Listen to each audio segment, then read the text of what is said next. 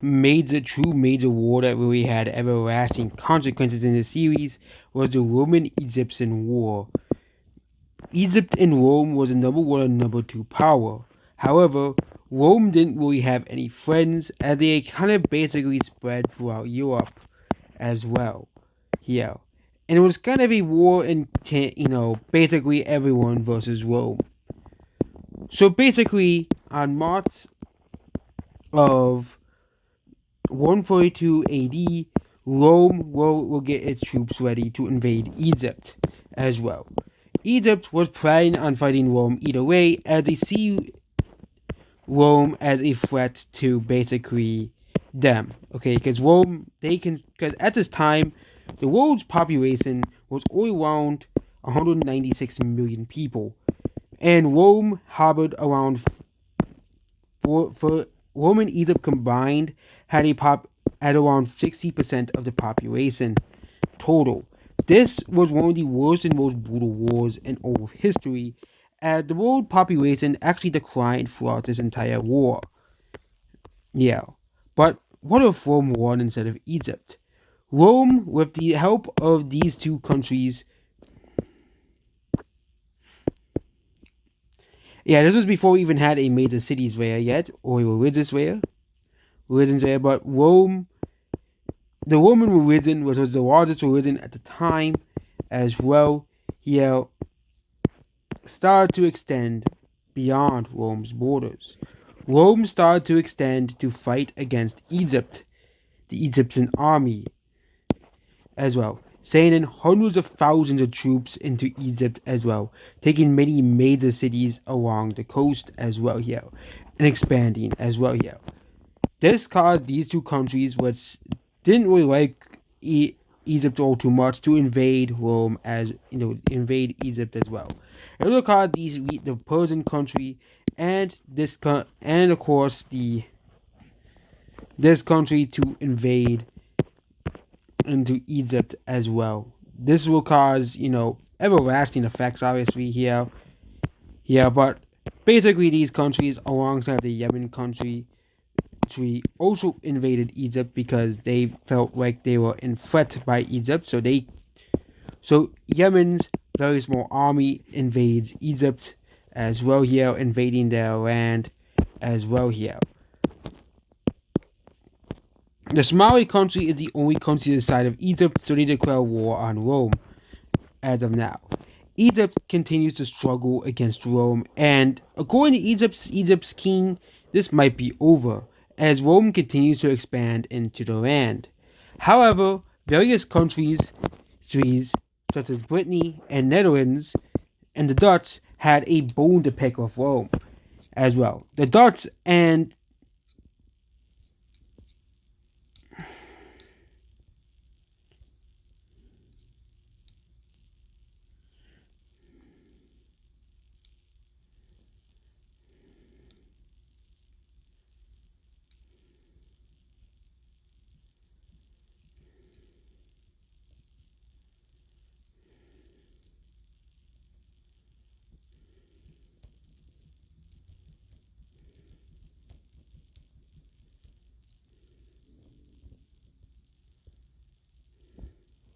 yeah, this caused both Britain and the Netherlands to declare war on Rome while they aren't looking. The entire Brittany army invades Rome as well here. However, Rome is so powerful that it's able to hold back all of these countries as well as once. However, the Rome managed to get a second army to hold these armies back. Rome, however, is pushed back in the Battle of Egypt as well here. Here. However, the massive war against Rome will continue. First, and now Tunisia joins the war, and we'll be doing naval battles as well. The Roman navy completely destroyed the Tunisian navy, or the Tunisian navy. I know some people also call this. I know some people call this country Carthage as well here, but they completely destroyed the Tunisian navy, and it even pushed back the Egyptian navy a lot as well here, pushing them back to this little island here. Here, they pushed back the Egyptian navy to here and to Cyprus. However, the Egyptian navy is very concentrated around here. However, the Brittany navy does push back this little holdout Rome had here as well. Here. However, when it comes to land borders wise, the Roman army continues to move on forward as well here.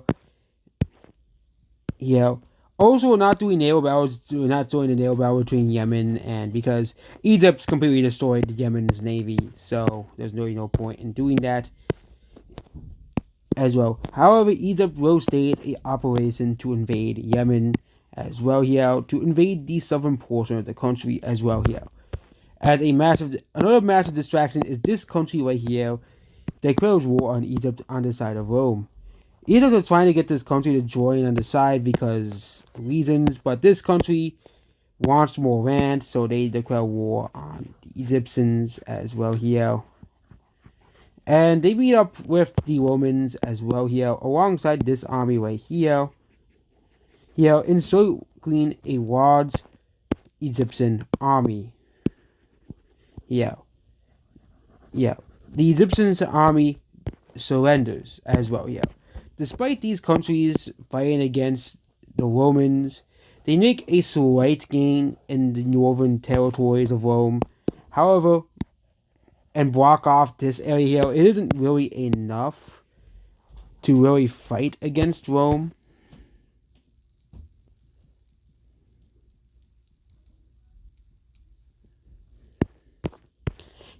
However, one very power-hungry country wants to fight Rome.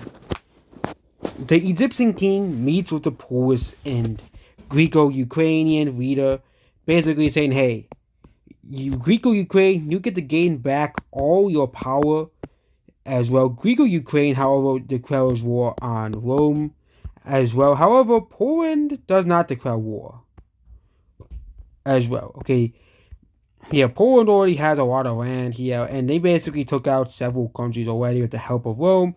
So basically this time, they don't backstab Rome this time, and continue to be one of the few countries that have friendly relations with the King of Rome as well, the Emperor of Rome. This Tunisian country is defeated relatively quickly, as Roman troops now land here to defeat them as well here. Rome continues to have complete control over the Mediterranean Sea, pushing the pushing the Egyptian forces back to the sea and pushing them back to the capital as well here. Egypt's navy may be strong, however, this part of the war of the battle, these navies continue to push back against Rome.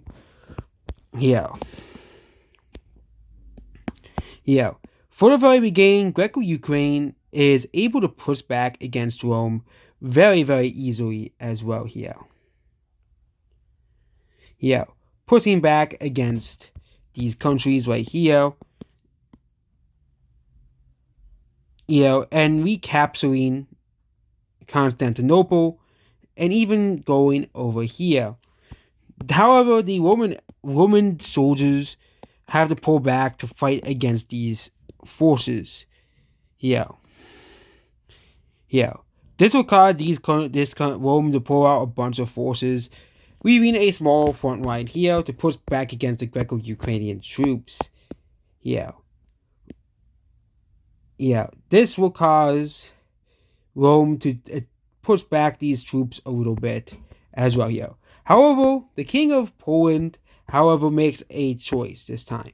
However, the King of Poland sides with Rome this time as well, as basically they want to expand further east. The Egyptian kings, were kind of screwed. The only way they can really turn the tide of this is to get Iberia to join, and Iberia still doesn't want to join. They want to stay neutral. This will cause the King of Poland to invade the Greco-Ukraine very easily and cut them in half.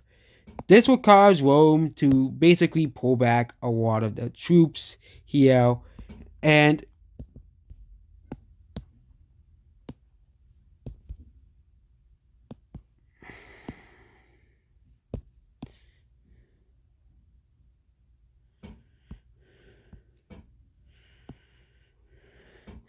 here,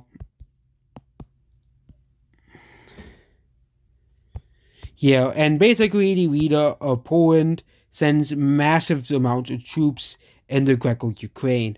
Poland is significantly stronger than Greco-Ukraine, so they actually capture, they actually get toward the Crimea Peninsula as well here. This will cause the Roman navy to push back heavily against Greco-Ukraine and Egyptian forces in this area, as well with the help of the Polish navy, at least to a certain extent, and they push them back to the capital as well here.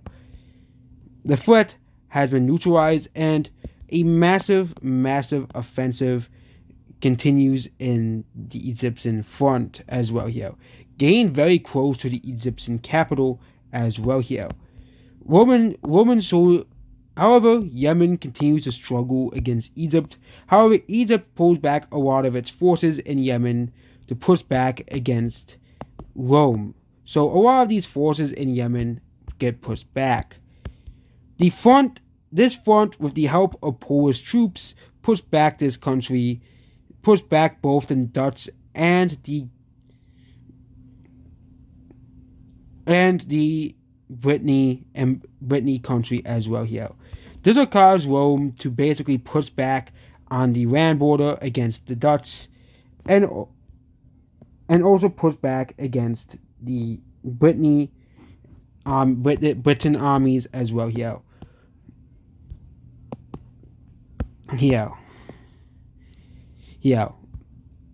Greco-Ukraine is basically on its last legs and is not going to win this war. Roman troops start to pour in as well here, as the Roman navy completely eliminates the last remaining areas and occupies both of these islands as well here.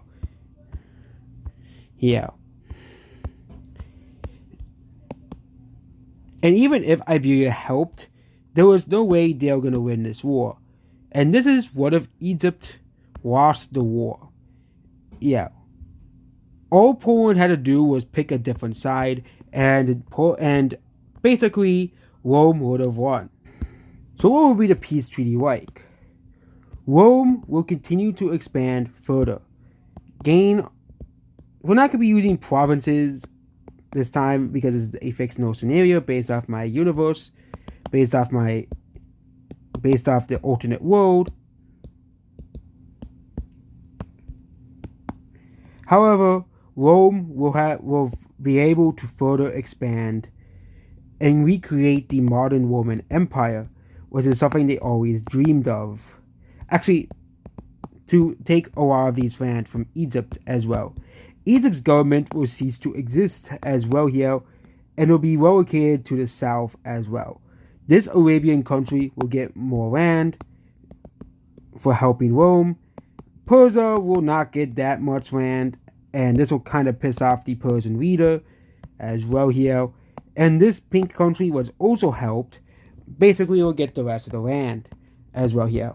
Yemen will take this amount of land, basically extending the country for the north. This country will be entirely annexed. These two countries will be entirely annexed into Rome. And of course, Poland will get a lot of land from Greco-Ukraine for helping Rome in the war. This land will be ceded to Rome as well, recreating the Roman Empire. The Roman Empire as well. Goodbye.